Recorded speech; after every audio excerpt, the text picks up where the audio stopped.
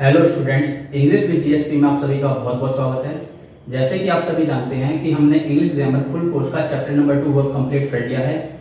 आज की इस वीडियो में हम वर्क का चैप्टर नंबर 3 आर्टिकल्स का पार्ट 1 जिसमें हम इंट्रोडक्शन पार्ट कवर करेंगे और आर्टिकल्स होते क्या हैं इसके बारे में हम बेसिक नॉलेज और एक ब्रीफ इंट्रोडक्शन लेंगे।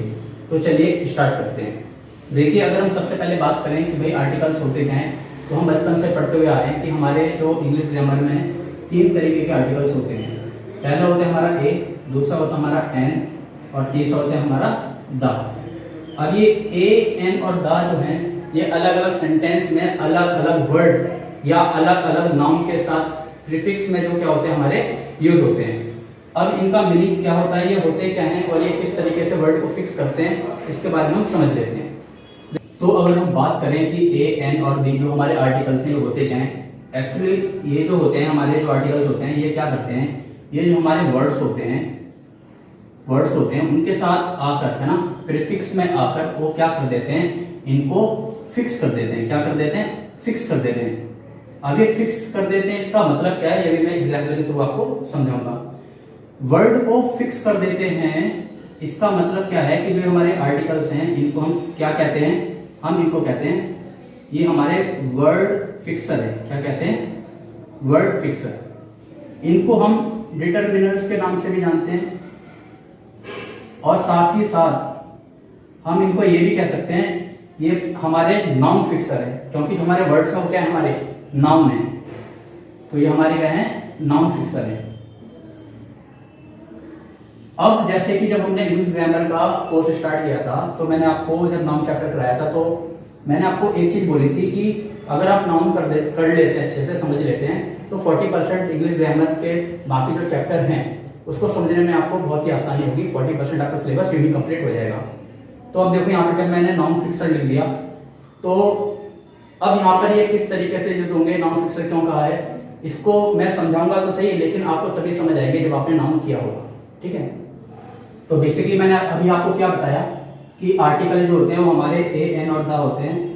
ये हमारे वर्ड के साथ आकर ये उसको फिक्स कर देते हैं, इसीलिए इनको वर्ड फिक्सर कहा गया, या कह लो हम डिटरमिनर्स या कह लो नाउन फिक्सर।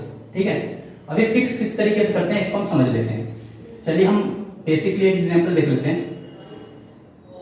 जैसे मैंने यहां पर लिखा डैश पेन और मैं इसके साथ क्या करता हूं, इसके साथ आ लिख देता हूं, है ना।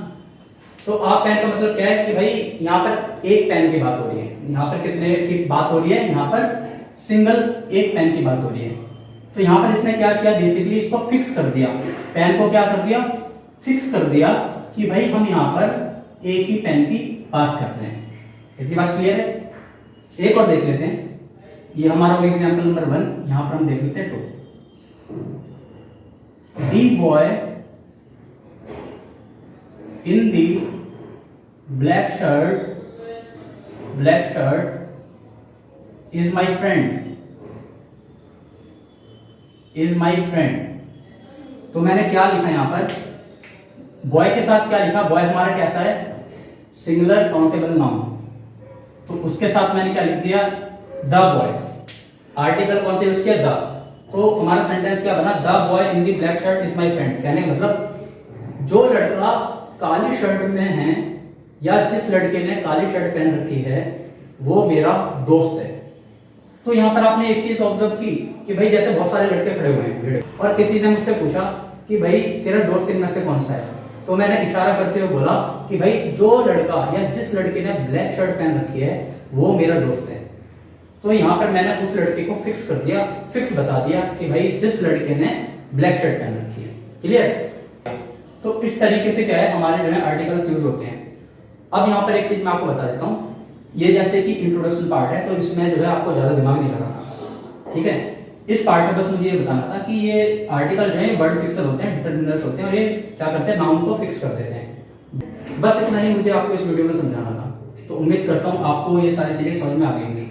अगली क्लास में हम क्या करेंगे, ए और एन का यूज हम किस तरीके से करते हैं उसको अच्छे से जानेंगे और समझेंगे। और ट्रस्ट मी, आपको जो ये चैप्टर है आर्टिकल, ये मैं आपको बिल्कुल यूनिक तरीके से कराने वाला हूँ। जैसा कि आपने बचपन से पढ़ते आ रहे हैं, ये बिल्कुल उससे डिफरेंट होने वाला है। तो उम्मीद करता हूँ आपको ये वीडियो बहुत अच्छे समझ आ गया होगा। और साथ ही साथ मैं आपसे ये कहना चाहूंगा कि आप जितना हो सके इस चैनल को सपोर्ट करिए, क्योंकि आपका ही चैनल है, और कोशिश करिए कि आप ज़्यादा से ज़्यादा लोगों को इसको शेयर करें ताकि ज़्यादा से ज़्यादा लोग इन वीडियोस का फायदा ले सकें। Thank you so much.